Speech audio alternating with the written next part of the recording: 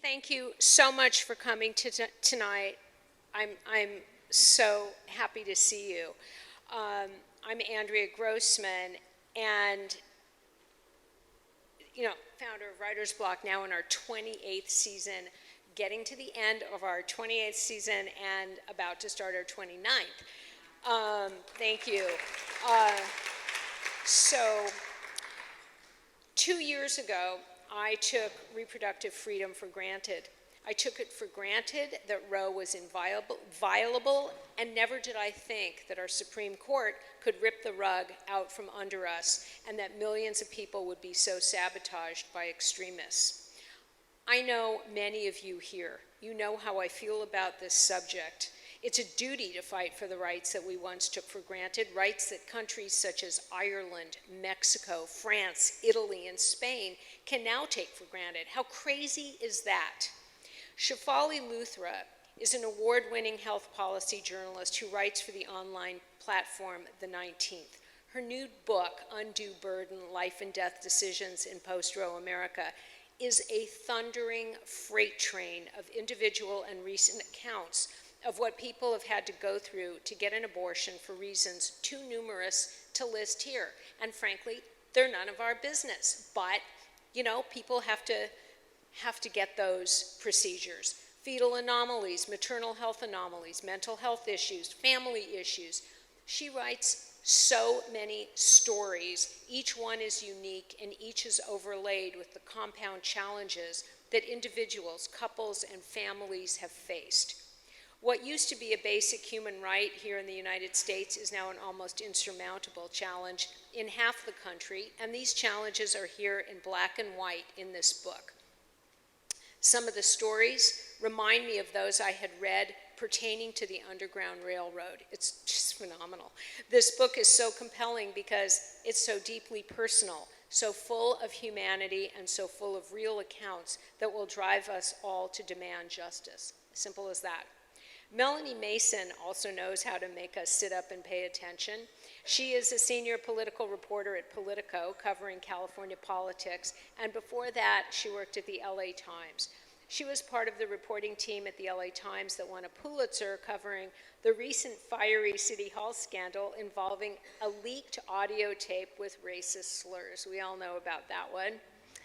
But Melanie landed in the My Favorite Journalist column when she co-moderated the first U.S. Senate debate between Adam Schiff, Katie Porter, Barbara Lee, and Steve Garvey. If you saw that, you would know how fun she made it. She was the one who would insist that Mr. Garvey answer the question. Over and over and over, she would say a variation of, "Nice answer, Mr. Garvey, but not to the question I asked." She is one reporter not to be messed with. Shefali is the other one. So Melanie and Shefali will chat, and when they're through, we'll have time for questions. No speeches, please. Shefali will sign copies of Undue Burden. The book is over there. It's terrific. It is a most urgent read. So please welcome, where did you go? There you are. This is Shefali Luthra and Melanie Mason. Thank you.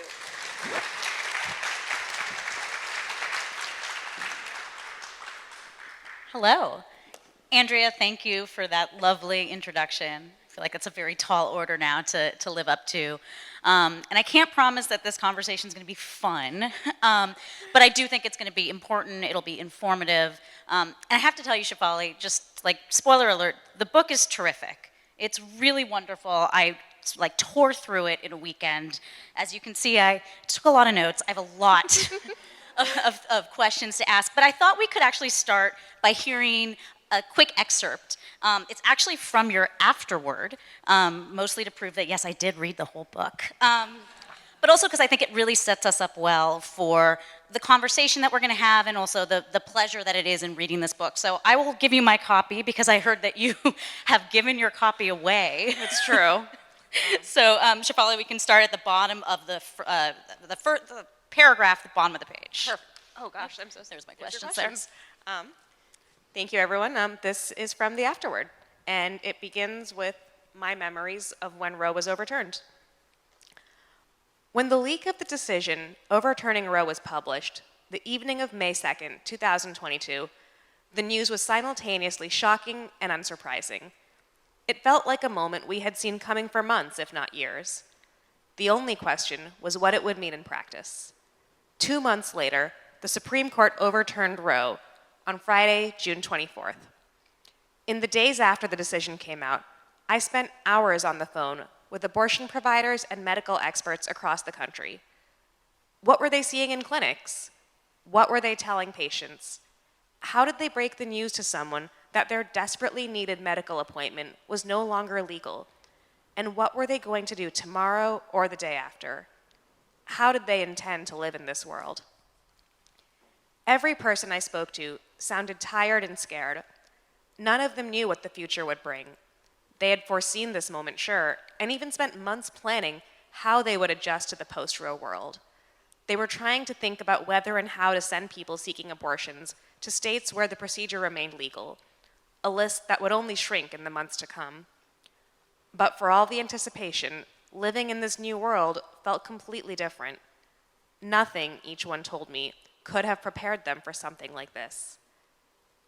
At the end of each interview, I'd steel myself for the final, highest stakes question, the one to which we knew the answer, but that still felt essential to say out loud. Are people going to die? Each time I asked, the uncertainty that had been so evident in their voices before melted away. There was so much we didn't know about what it would mean to overturn Roe v. Wade, but this was something we could see clearly. All the evidence was in front of us. This was a story of healthcare denied. There was only one natural outcome.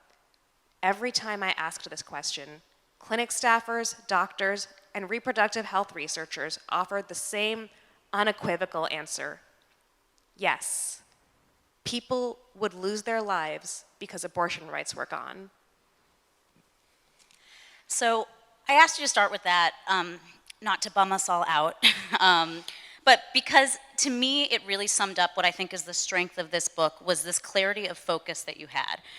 I'm a political writer. A lot of times I think about these issues through the lens of campaigns and politics, but this is at its core a public health story, and that's what you told. You told a story about health, about access, about the economy, about gender, and you did so much reporting in a very short period of time. I was really taken aback by it, but you organized the book around 4 main characters. And I'm wondering if you could just very briefly introduce us to these 4 characters. This is Tiff, Angela, Darlene, and Jasper. And what was it about their stories that you thought sort of took its own slice of the post-Dobbs landscape? I think a lot about these core 4 characters. Tiff, a teenager from Texas. Angela, a young mother who lived in San Antonio. Darlene, who already had a child and became pregnant and had medical complexities that meant she wasn't sure if she could safely stay pregnant. And Jasper, a trans man from Florida who found out he was pregnant very, very close to what was then a 15-week cutoff. And in part, I wanted these 4 characters because it did not seem to me that there was one single person who could fully capture what it meant to overturn Roe. There are too many experiences, they are too complex. But I wanted us to think about a few different avenues. I wanted us to consider that there are people who will not get abortions because of the new laws in place, and that it will change their lives. And that is why I wanted us to spend time with someone like Tiffany, who was a teenager when she got pregnant, who could not navigate her state's laws, and who had a child well before she ever hoped to. It was very important to me that we think about abortion as an issue of race and as an issue that primarily affects young mothers and young mothers of color. Most people who get abortions get them for economic reasons. They mostly get them because they already have a child and they cannot afford another one. And they are most often women in their 20s. They are most often women who are Black or Latina. And telling Angela's story was really important because it helped us see that face in this conversation, one that is so often missing. And it also did remind us what it means to try to overcome your state's laws, to leave the state for health care, to take all your money, to lie to your family, and to figure out just what lengths people will go to get abortion, and how, even if not directly life-saving, life-affirming the procedure was for her, despite all she went through to get it. Darlene is someone who I think we do need to hear those stories about how medically complex pregnancy is and how people didn't fully think in a large-scale discourse way about what abortion access means when you become pregnant and things go wrong, and how common that is, and how essential it is to even have abortion on the table as something to talk about, to inform your conversations whether or not you do actually terminate your pregnancy. And just the lack of conversation for Darlene was so challenging because her doctors couldn't give her the full scope of options. They couldn't talk to her and help her make patient-centric decisions because of Texas's abortion ban, and she had to leave the state to get that kind of health care. And Jasper's story, the last of the core four, is so important to me because this is often an issue that we only talk about in terms of women. And it principally affects women, that is true, but it does not only affect women because trans people get abortions, non-binary people get abortions.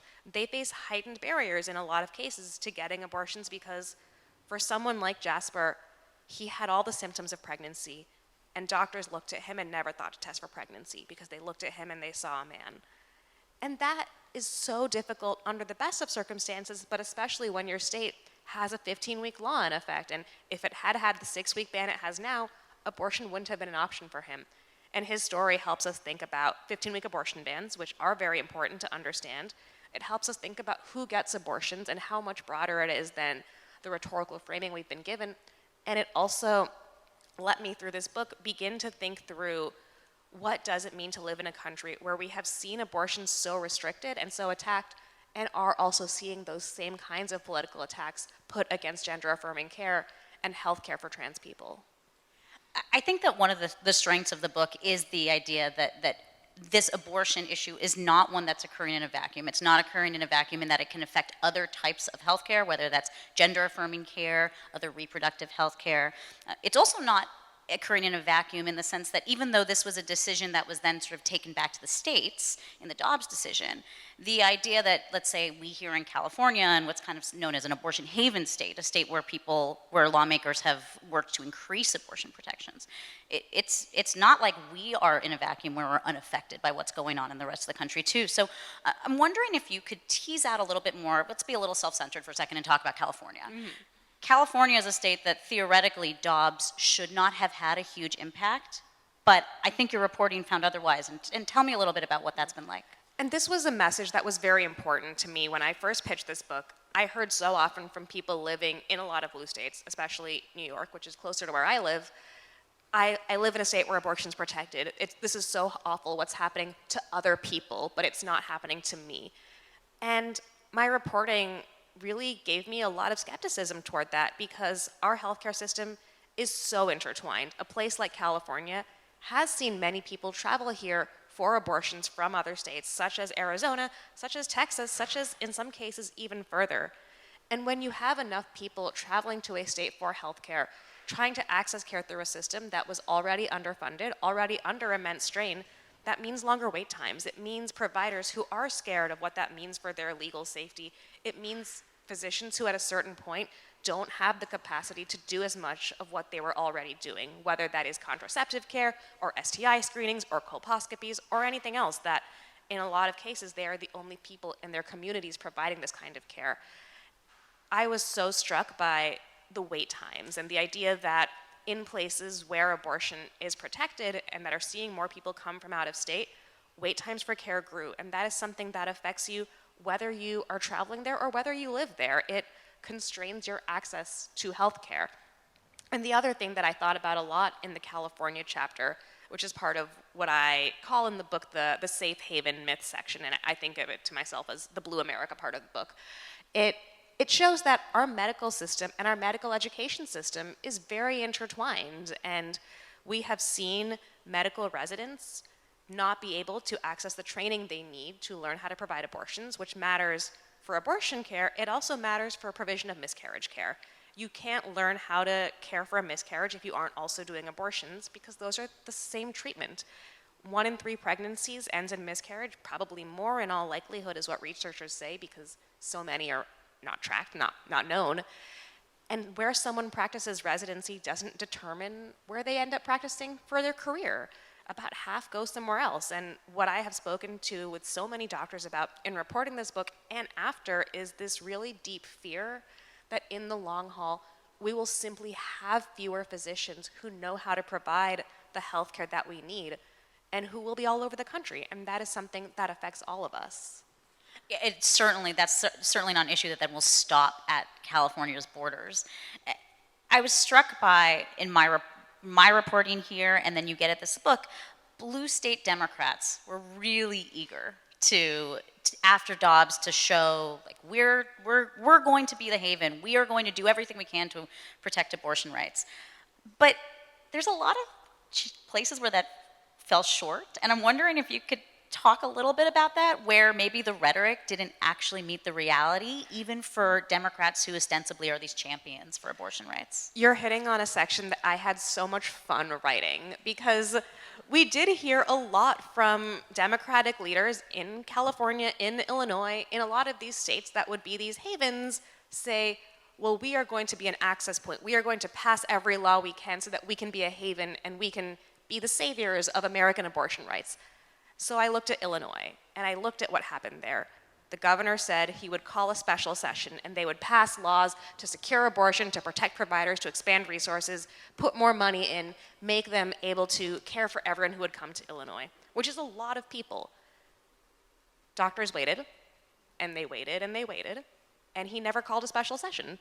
He simply waited until the next year when the legislature came back, which was many months after the Dobbs decision, after so much confusion had already ensued, after providers had scrambled, after wait times had spiraled, and people had done their best under tenuous circumstances and never been able to get the care they had counted on. And I love this example because it really underscores exactly that. For so long, abortion has been a politically sharp, salient issue for a lot of Democrats. It's something they can talk about on the campaign trail, especially in bluer states, and they can point to their support for abortion as a reason to vote for them. But in reality, translating that rhetoric into policy, and especially policy that involves money, that is a much harder sell. People don't want to actually take that next step always. They are deeply concerned about the political risks of raising your taxes, fund abortions from someone in another state. And as a result, people suffer. You talk about abortion as this politically salient issue for Democrats, and I flashed upon this moment as I was reading your book, speaking to somebody who is a very senior Democrat, somebody who had served in the highest levels of government. This was in 2020. I believe it was about a month before Ruth Bader Ginsburg died. And this person was, off the record, and they were letting me into this secret. They're like, Roe's never going to get overturned. They're like, it is just too lucrative and too potent a mobilizing issue for Republicans that they'll never want it to be overturned because they want always that to be sort of dangling out there. And so then I'm reading your book, and I'm thinking of the, quite frankly, very flat-footed response that we saw from Democrats, from people who were supporters of abortion rights. And I wonder how much you think that mentality of this is never going to happen took hold and affected the immediate aftermath of the Dobbs ruling. So living in DC when the Dobbs decision came down, I as a reporter was pretty stunned by exactly what you described, that flat-footed response, that real sense of, well, what are we going to do? We need lots of time to figure this out, which shocked me because we had all literally read the decision 6 weeks earlier when it was leaked. And we had all seen the same oral arguments in which it was quite clear the votes were there to overturn Roe. And we had all seen SB 8, the 6-week abortion ban in Texas, take effect in September of 2021, many months before the Dobbs decision took effect. If you needed clues, they were all right there in front of you. And yet, I spent some time doing some reporting. I did a lot of talking to people. I did a lot of research. And there are reasons for why this happened. And in part, you think about where media is, you think about where lawmakers are, and you think about who influences our public policy conversations. Abortion was already very difficult to access in Texas. It was already very difficult to access in Mississippi, where there was only one clinic left. In Missouri, there was only one clinic left. People in these states, people in abortion, knew that Roe would be overturned because they lived this and they saw this happen over decades. And yet those are not the people who live in our media ecosystems. They are not the ones writing the news. They're not the ones making policy decisions. And in Washington, where I live, in New York, in LA, in places where reporters live, like, we didn't live that. And as a result, that salience, that threat was harder to fully register unless you were on the ground, unless you were in a place like Texas. And I'm very lucky in that my newsroom is actually headquartered in Texas. And so we had people there who saw that and were able to underscore what a big deal this was, how much the writing was on the wall. I don't know that we would have had that perspective if we didn't have those connections. And so there's the media critique question that's part of this equation. And there is also the fact that what happened is very radical. There's no precedent for a right that we had for almost 50 years being taken away. And we can talk about all of the times that maybe Democrats should have tried to pass a law. Whether they had the votes is, I think, a matter of quibbling, of counterfactuals that we'll never know the answers to. But when people were shocked by this, it was because we've never been through anything like this before. And in that case, like, I have to say that it's hard to blame them for that. I think that is a fair point. In some ways, it was the default reaction maybe being like this cynical, political, like that could never happen. It is right, because you never had anything to sort of grasp onto of this what this could look like. And to your point, a lot of Republicans didn't think this would happen either, right? And this is something that the book gets into. The laws that took effect in states that banned abortion were pretty sloppily written. They were pretty not clear. They didn't really think through things like ectopic pregnancies or medical exceptions. They were written without much care.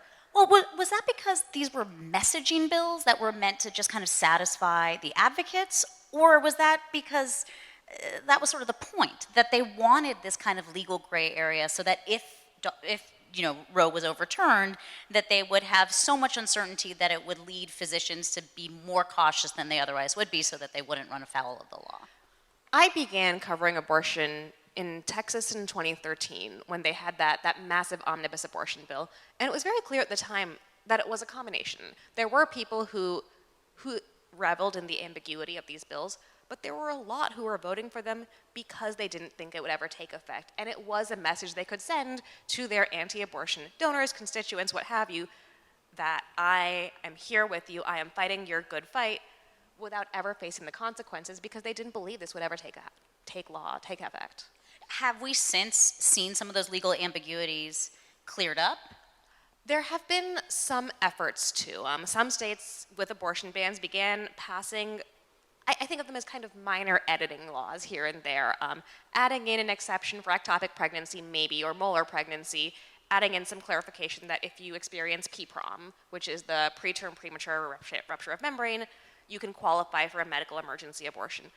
But those in reality have been quite few, and a lot of them are quite weak. The exceptions passed in Texas, for instance, require an affirmative defense in which the doctor provides the care, they could still be sued, they still need a lawyer, and they then get off free if they can prove that they met this exception.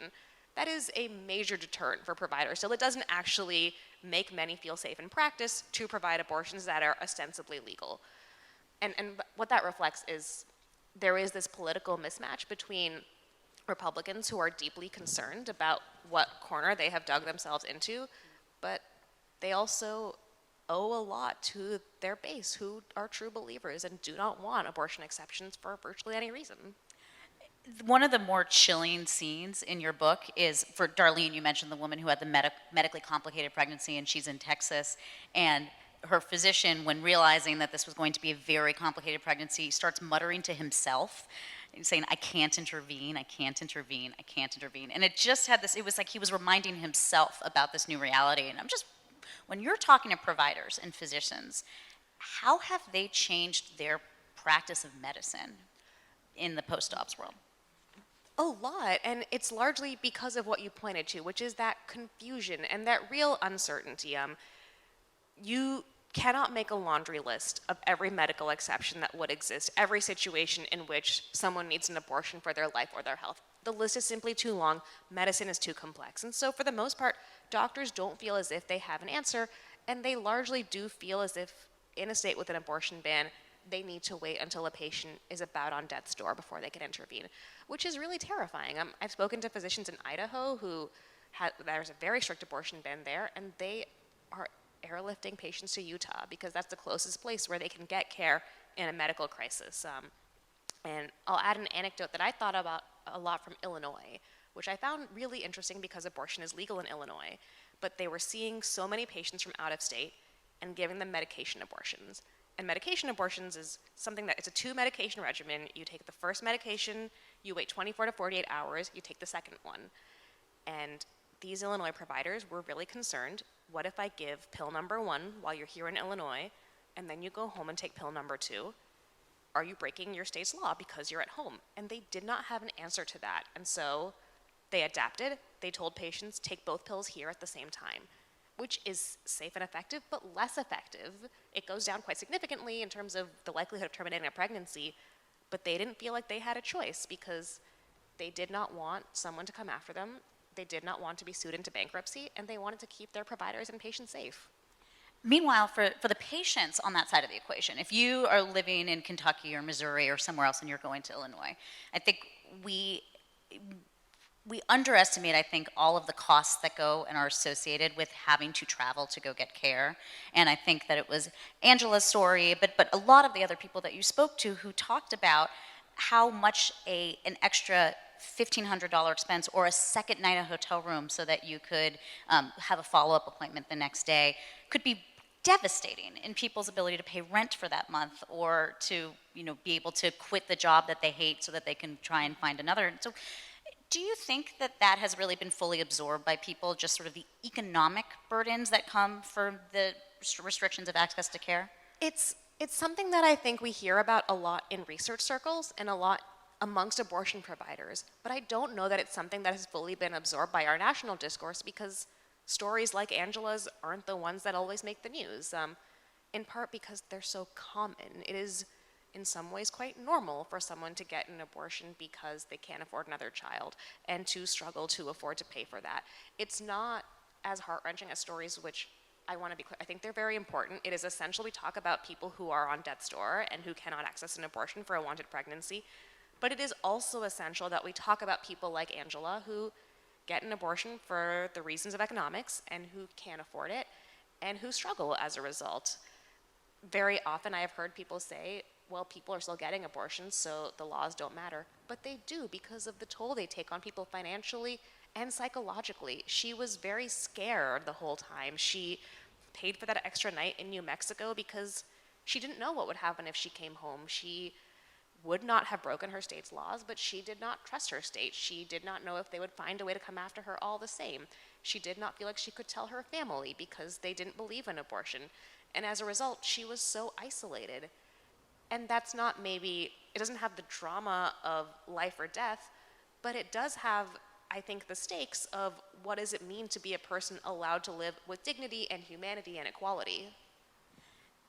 There was kind of this other character in this book all the way through, and to not get too abstract about it, but it was the character of time.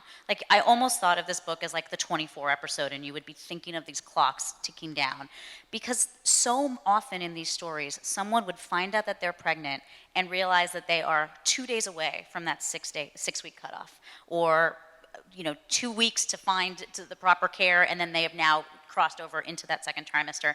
So as a reporter and as a writer also, I'm just wondering how you thought about time as a character in this story. I am so grateful that you pointed this out because you are the first person to have read this book and highlighted time, and it's something I hadn't thought about, and I love interpretation. I love the idea that readers and writers are working together, so thank you.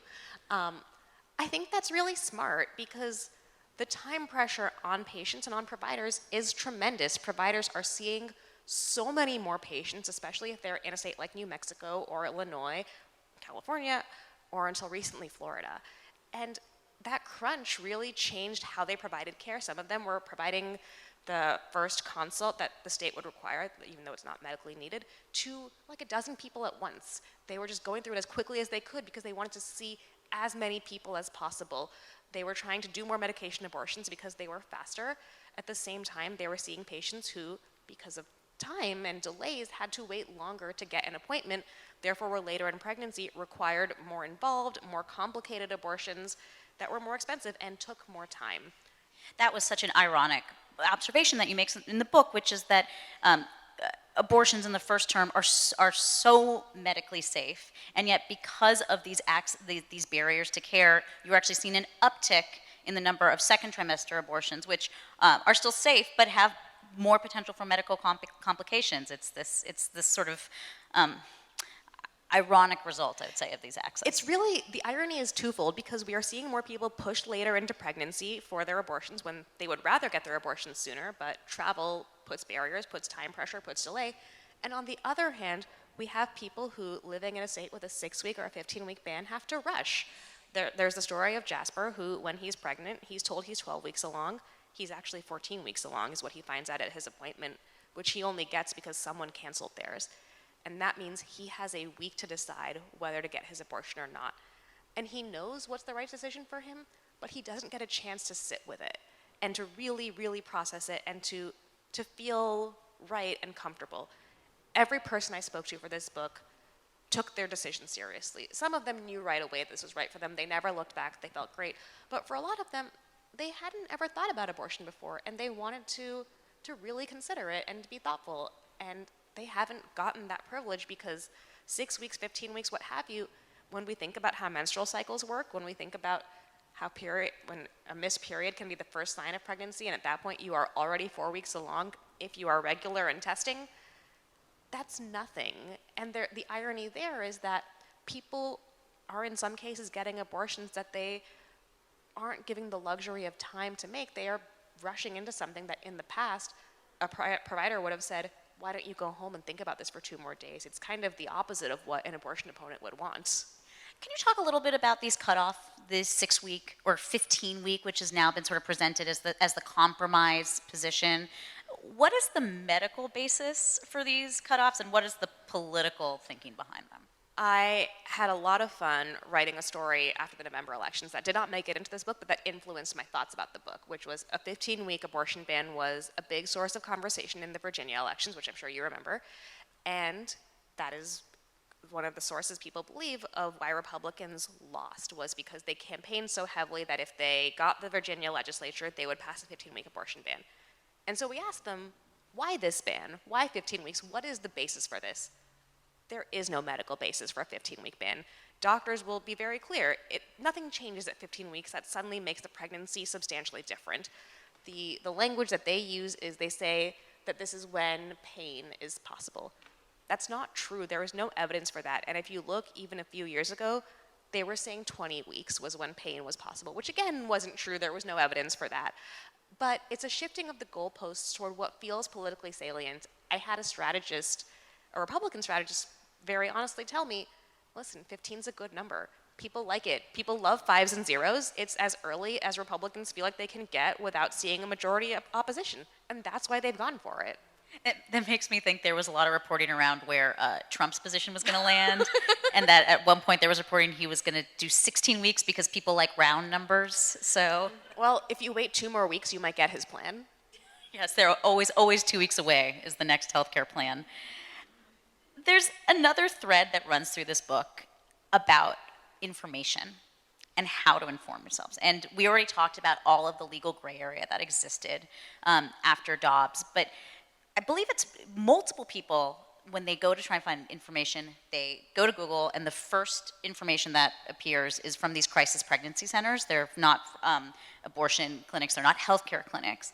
Can you talk a little bit about just the information ecosystem right now, and when you're talking to patients who are trying to navigate this, how available is accurate information that they can use? This was a really helpful thing for me to learn and think about while reporting this book, is because, I live in this world. I think about this all the time. And so, I know about abortion funds. I know about aid access and Plan C. And a lot of the people I speak to who work in advocacy spaces or who are plugged into various internet ecosystems also know about all of these things. But abortion is like any form of healthcare. Most people don't wake up in the morning thinking about how they might someday need it and how they might someday find it. I'm sure you don't wake up thinking about if you ever need PT, what the laws will be and how you'll find it. I certainly do not. And by that same vein, people who need abortions in this book, they didn't think about it before because they didn't think it would ever matter to them. And so the day they needed it, they would try to Google, but they don't know about abortion funds necessarily, which could be very helpful for them in overcoming the costs. If they're a minor like Tiff, she didn't know about the organizations that exist to help minors until it was too late for her. And for all their Googling and for all the information that has become more and more available in the past 2 years, they couldn't find necessarily resources like Plan C, like Aid Access, that would help them get medication abortion pills sent to their homes.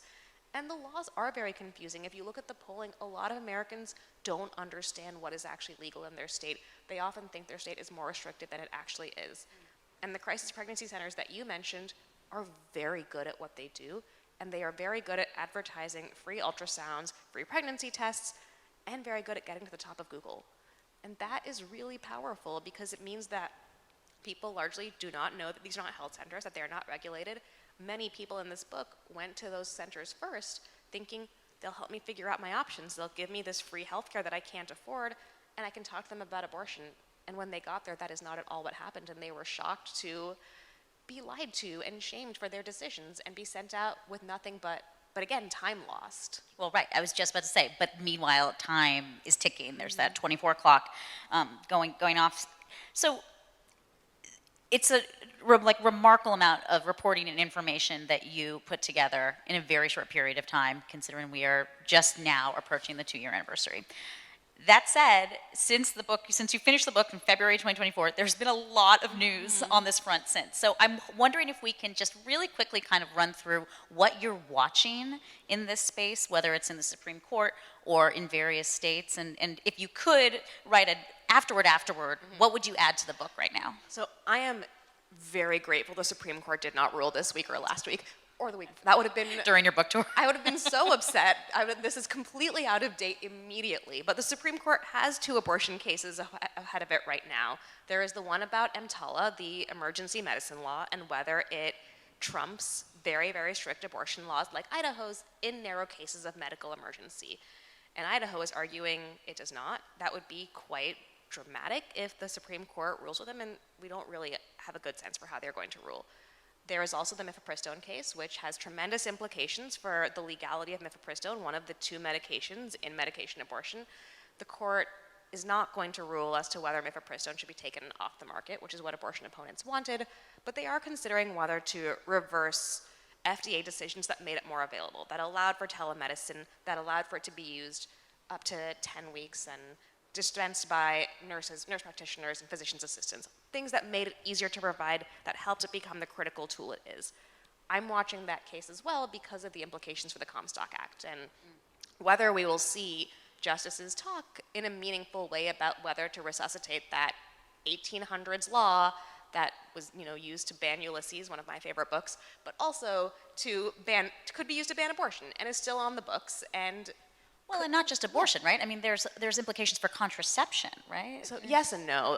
The contraception provision, part of it was repealed, but a lot of abortion opponents, and Sam Alito has endorsed this view IUDs as abortifacients. And so even though the contraceptive elements have been repealed, the Comstock Act could be used to block IUD distribution as well, which would be very dramatic and very drastic and based in no science whatsoever.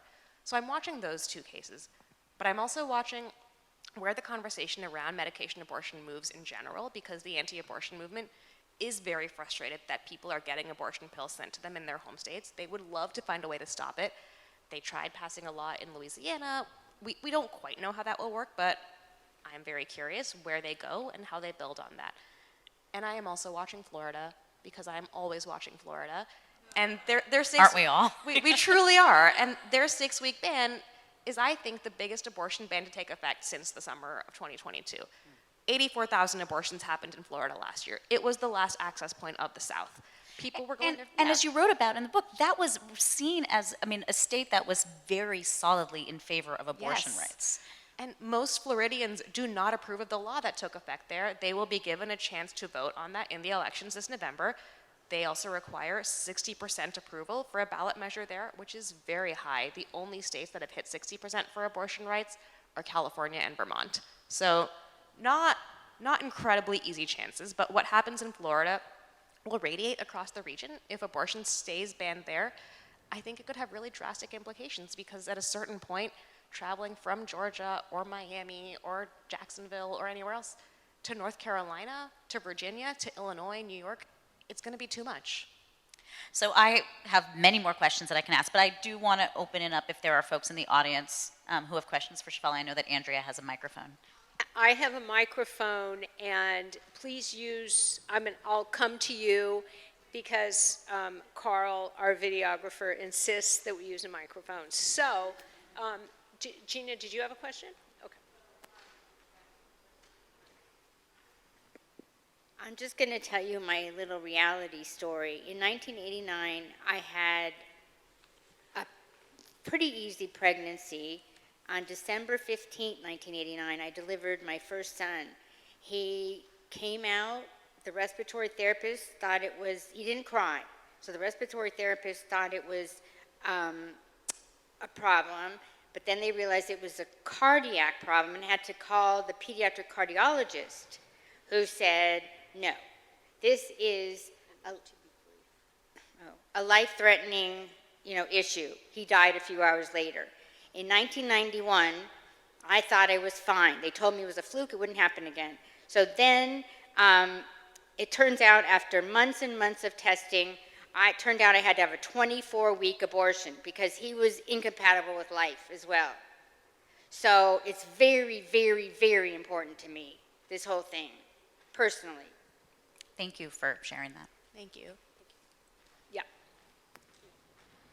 Hi, Shefali. Hi, Kara. I thank you so much for writing this book. It's so important. My question is, it strikes me that in the same way I think a lot of blue states and a lot of people didn't believe Roe would be overturned, even though any observer of the court would have seen the tea leaves years beforehand. It strikes me that people are also sticking their head in the sand that something like the Comstock Act will be used to enforce a national abortion ban. In your reporting and your discussion with advocates and Democrats, how much appetite, how seriously are they taking this to repeal it or do something with it? It seems like there's a real split. There is a very vocal contingency of Democrats that understands the importance of Comstock and the real power that it could have. There are a lot of the lawmakers who are in this book. They are largely women Democrats. They are, the Tina Smiths and Elizabeth Warrens and those of the world. My sense is that they are facing somewhat of a challenge in getting the attention that they need on this issue. Tina Smith had an op-ed in the New York Times calling for the repeal of Comstock.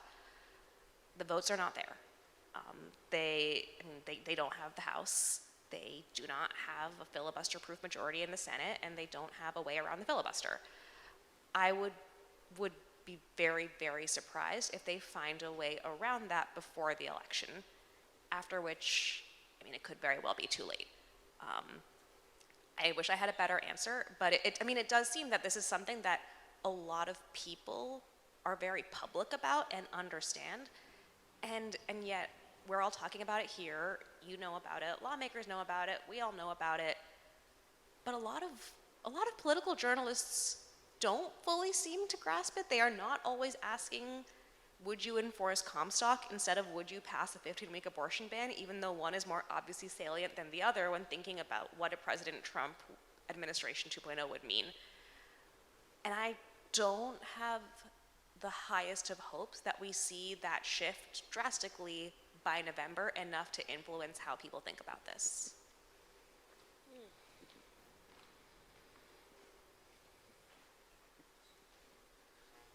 Hi.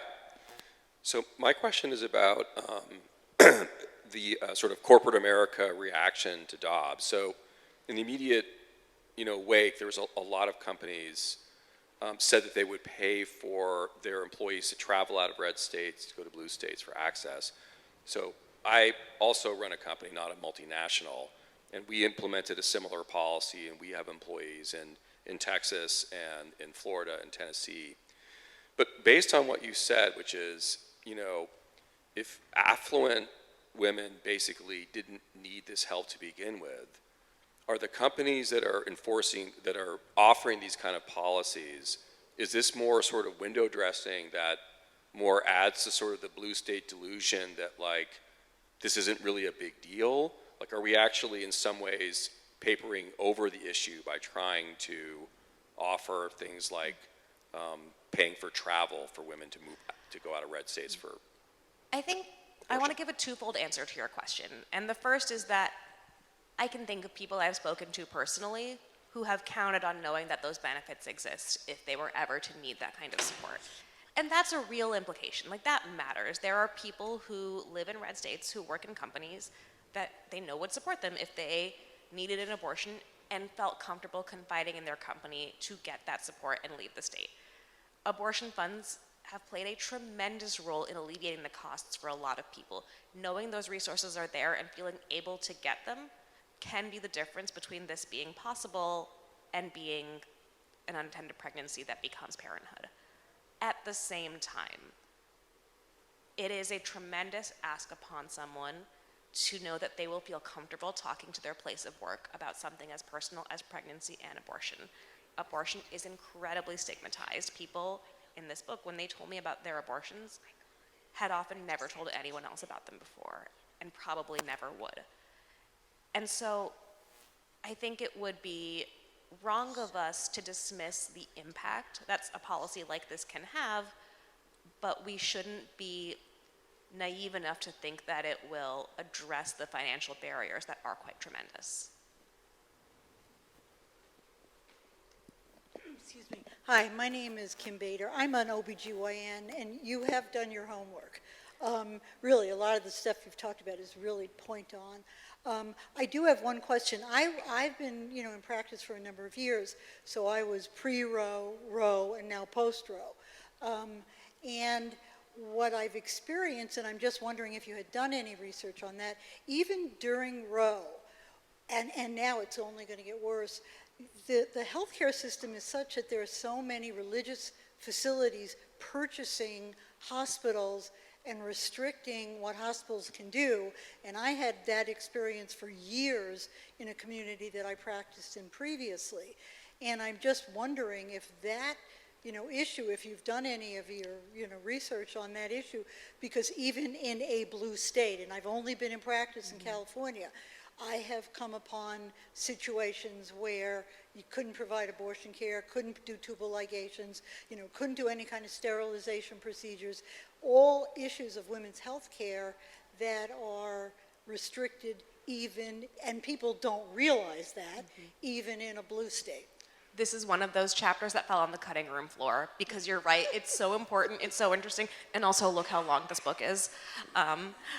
I really wish I'd had room for a chapter on that, because it is so important, and it's something that I thought about when writing about the crisis pregnancy / anti-abortion centers. It's something I thought about when writing about the stigma that abortion providers face in trying to open their practices in blue states. And it's something I thought about when writing about the harassment that abortion providers face in California, in New York, the threats of violence in San Francisco, which is San Francisco, and yet they are having their clinic invaded by anti-abortion protesters. And you're hitting on something that is so important, which is that anti-abortion activists are very powerful and influential in our medical system, and that's true no matter where you live. And to your point, I think there's a really great follow-up story that I have yet to write, looking at exactly what you're talking about. Speaking of religious freedom, I don't know if you know anything about this, but I read about maybe a year or so ago about a challenge to the overturning Roe. It was a Jewish woman who was saying that it violated her religious freedom because in the Jewish religion, we feel very differently. Life does not start at conception. Do you know anything about that case? Is it still winding its way up? Still winding, the courts are so slow. But it is a really interesting question that I am also curious to see how it turns out. Okay. So it's not dead yet? I mean, it's Not to my memory, no.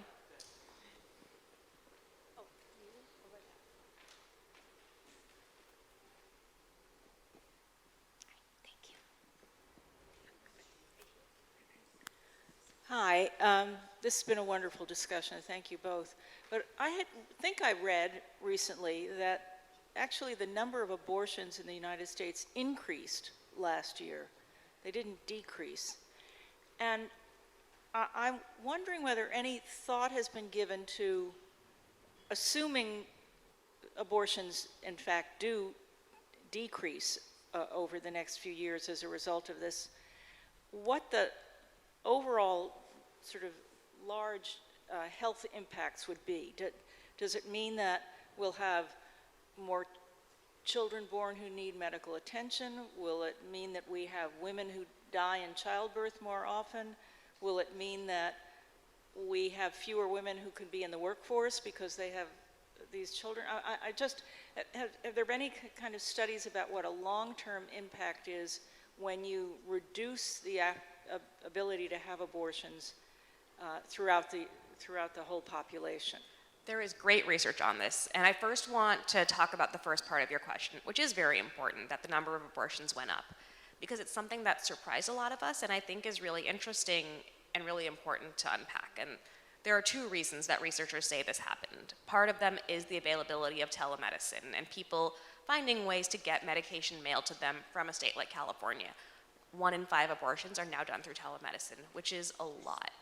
The other part is travel and the lengths to which people are going to leave their state and get abortion.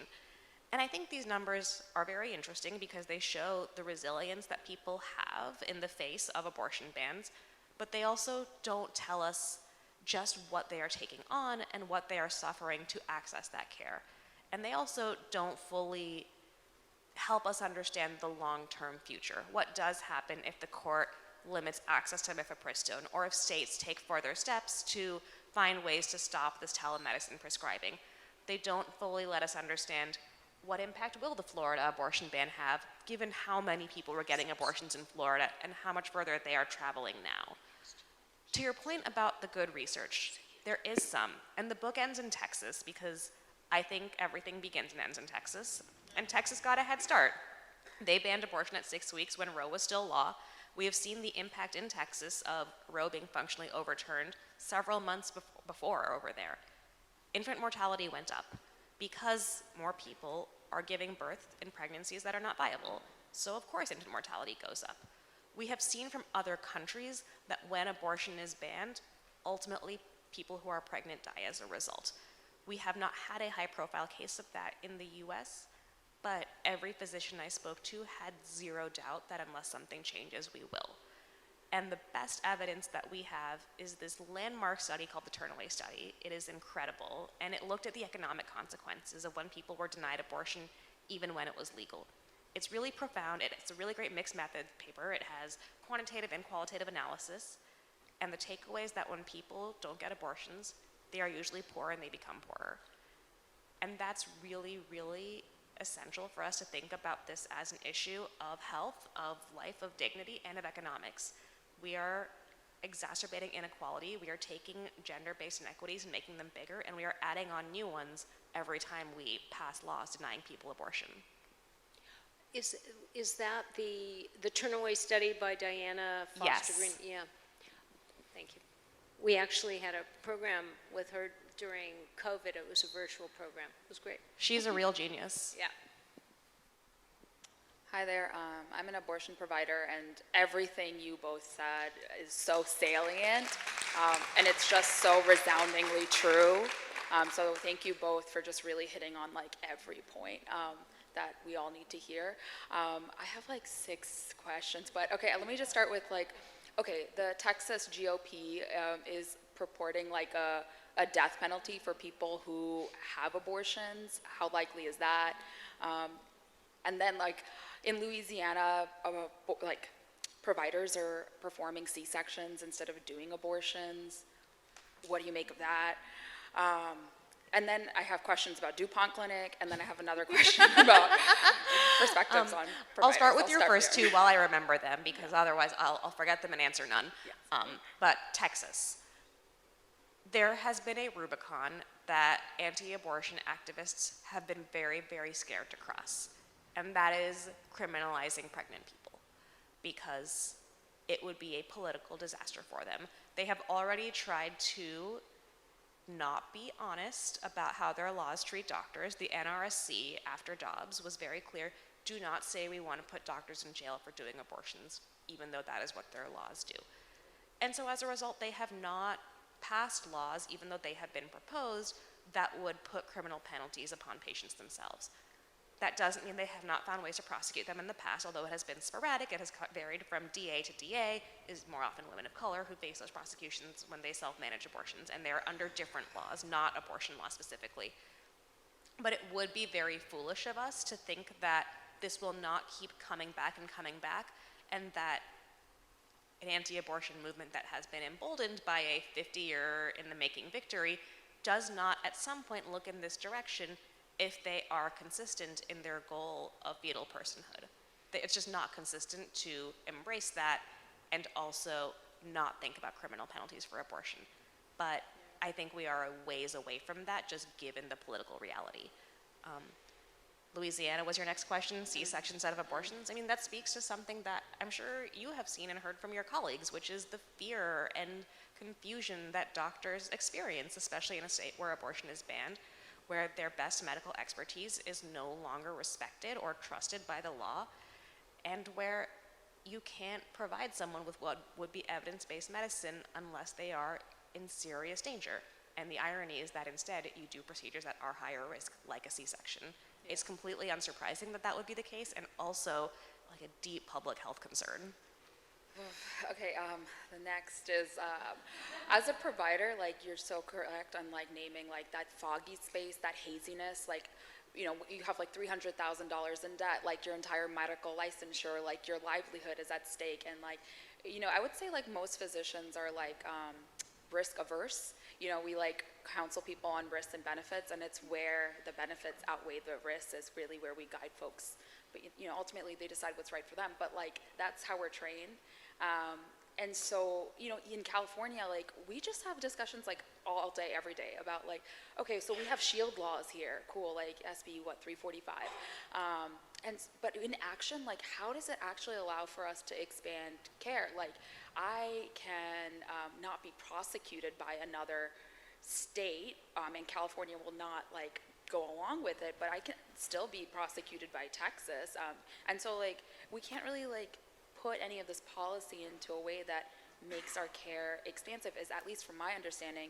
And then if you want to learn more, like, it's also hazy and messy, and like we talked to the ACLU rep, and they're like, well, we're going to get back to you because nobody knows. I mean, you wrote in the book that the ACLU was not super sure about shield laws as being the best way to go. It's because it's so untested. It's very creative, it's very new. It has, to its credit, been very effective so far at helping get a lot of medication abortions to people who otherwise might not have. But there is a legal risk because this is a new legal theory, and you are absolutely correct. You are protected when you are in the state of California, and the physicians who are taking advantage of these laws feel very secure in that, and they have not been prosecuted yet. But if they went to a state whose laws they might have been broken, if they, you know, went to Texas for a conference or a layover or something like that, they don't know that they are protected in that ironclad way anymore. And I have spoken to physicians who have made that risk calculation and said, I would love to do this, and I don't feel safe enough to do it. Or like driving through Arizona, like, I'm going to go with my family to Sedona. I'm like, or don't drive. I'm dual licensed in Kansas and California, and I don't want to lose my Kansas license because I go there every so often to care for patients who are traveling to Kansas. And if I do telemedicine on the side, the Kansas Medical Board might be done with me. Thank you so much. Shefali, I wanted to ask, because you've seen this kind of slow motion moving of the goalposts, both in the political sphere and in the legal sphere, because it's been a concerted effort both in different states' legislatures, but also the conservative legal movement to move the ball closer towards a post-Roe America, and now we're here. I would like to ask you, what would it take to move it back? And not just move it back to where we were before, but reset. Because I think a lot of these proposals of shield laws and what can Gavin Newsom do while he's still governor, and what can legislators do, they're kind of an academic exercise. Because what it really comes down to, in my mind, is, are women full citizens? I think you are asking $1 million question. The overturning of Roe was a 50-year project, and the undoing of the overturning of Roe is not something that any legal expert I have spoken to believes is coming anytime soon. And what they talk about is they are trying to change the narrative. And that's why they focus so much now on telling stories of people who get abortions and seek abortions and are denied abortions, because they are hoping to do what I hope this book does as well, which is help us understand this as a ubiquitous issue and help us understand. I unfortunately joked today about a 12-sided die, which was very embarrassing for what it revealed about me. But there are so many sides to this issue, so many faces, so many stories, and the more that people understand all those different stories, all the ways that this is not an issue for someone else, it is an issue for them, I do believe that changes the conversation around it, and it allows it to take a more central place in our political discourse and to reconceive from a legal, from a political, from a human rights standpoint, how we think about what our laws can and should do. Oh my goodness. Hopefully mine. Yeah, I think we can do like three more, and then and then Shefali, you can buy a book from Shefali and ask her personally. Hopefully mine is quick and is on whether we can find any hope in the story you shared about Florida, the legislature, the law that was passed. It goes in defiance of what the people want, right? Can we find any other movements in other states where when the vote goes to the people about what their state law should be, are you seeing any hope there when the people are getting to vote on what their law should be in their states? I'm going to use the word literally as it is actually intended, and quite literally, every time abortion has been on the ballot since Dobbs, abortion has won. In Kansas, in Kentucky, in Michigan, in Ohio, in California, in Vermont, in states of all political stripes. People turn out when they are asked about abortion rights, and they are consistent in what they want. There are a lot of open questions, which I'm sure Melanie has lots of thoughts about what that means for the presidential election, what that means when abortion is not simply a standalone issue, but a political issue, and it's very different, is in all likelihood a harder sell when you attach it to a candidate. But democracy has in some ways been an effective measure of reaction.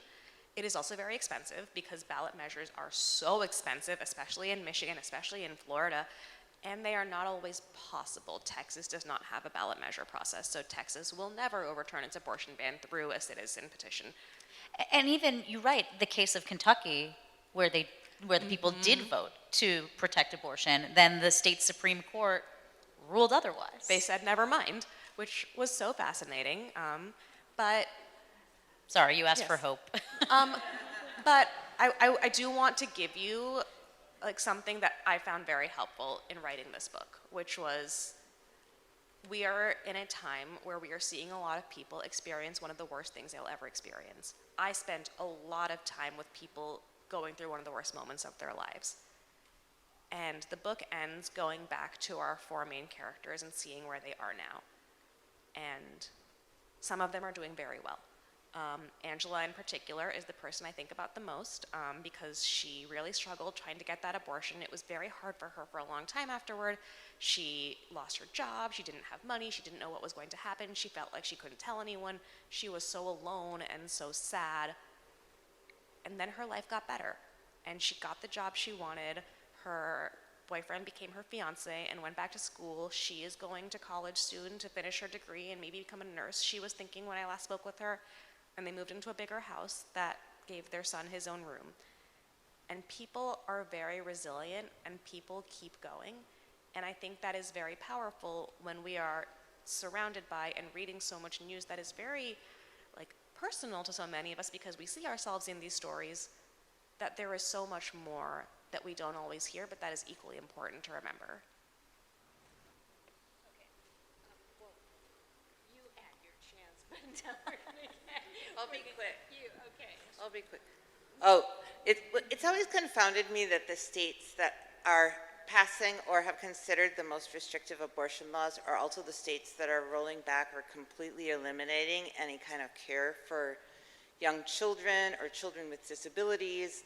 I talked to a woman who had a baby with Down syndrome. She knew, was diagnosed, I think, at 18 weeks. And she was pointing out that in Florida, the program, you know, you have to intervene with a Down syndrome child in the first 36 months of their lives. And in Florida, this was back when they were considering, or I think passed in 2012, a 20-week abortion ban, anything after 20 weeks, which seems like, you know, the good old days, right? So Rick Scott had completely eliminated the funding for this program that would help Down syndrome children, like, you know, put their feet flat on the floor, or, you know, things that could determine whether they could live independently. And I don't know how to formulate this into a question, really, but is that something we can use, I guess, as an argument for, you know, just childcare or support for mothers, or, you know, should that even be part of this discussion, I guess? It's a really good question, and it's something that, like, I have talked about a lot with other reporters. How do you talk about childcare and all of this? Because it's an important part of the conversation, and there's a lot there. Another example I want to throw out there is that Texas and Florida, 2 states with strict abortion bans, also didn't expand Medicaid. Yes, which is really important because Medicaid would be life-changing for a lot of people who don't have access to healthcare and become pregnant and now can't get abortions. So the thing about something like childcare is often talked about as a public good, and we often see that the same party that opposes abortion rights also doesn't love publicly funded expansions of the social safety net. There is a tension in there. I go back and forth personally in talking about it because childcare is a big part of how people think about pregnancy and parenthood, but it is not the only part. And there are many people who, even if they had access to childcare, would not want to be parents because they don't want to be pregnant, or they simply don't want to be parents. And we have to be thoughtful about talking about these issues as related without treating them as a circle. It's complicated, but it's something important. Yeah, I just wanted to say quickly. Okay. You ended your book talking about that women will die. And I think that you sort of skimmed over the issue of EMTALA. And that precisely, absolutely positively, will cause women to die. And to think that of all the emergency care that people have to provide, they do not have to provide care for pregnant women in distress of any sort, really just delineates 100% that women will die. You're totally right. I skimmed over it. I hate explaining EMTALA so much. It's such a long law. You have to talk about Medicare too, and it's too much. But you're right. It's a life or death situation. Yes.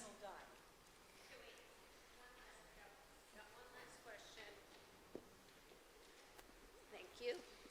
No pressure, Amanda. All right, I'm going to stick this landing. First of all, thank you so much for all your reporting, not just with this book, but the constant work you've done on this. As we've seen, like, the journalism ecosystem contract, and we've seen, to a large degree, the political ecosystem contract, and we're seeing all these different things. Thank you for putting in the effort and the work and the time. I've been engaged in grassroots activism very recently. It's been a new thing for me in the last 9 months. I'm exhausted all the time. What are you doing to keep yourself from feeling exhausted, feeling defeated?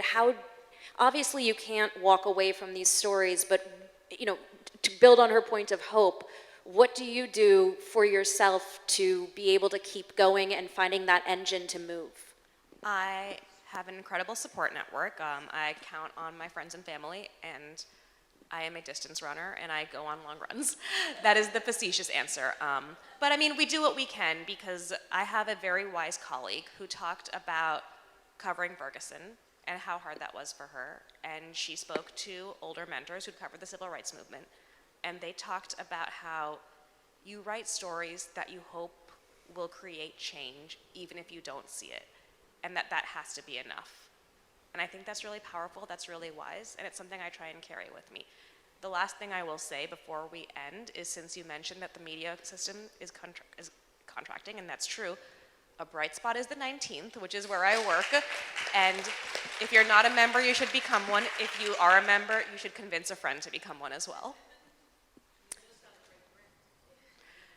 Oh, sorry, what was, oh, we did, yes. We will be around for the long haul.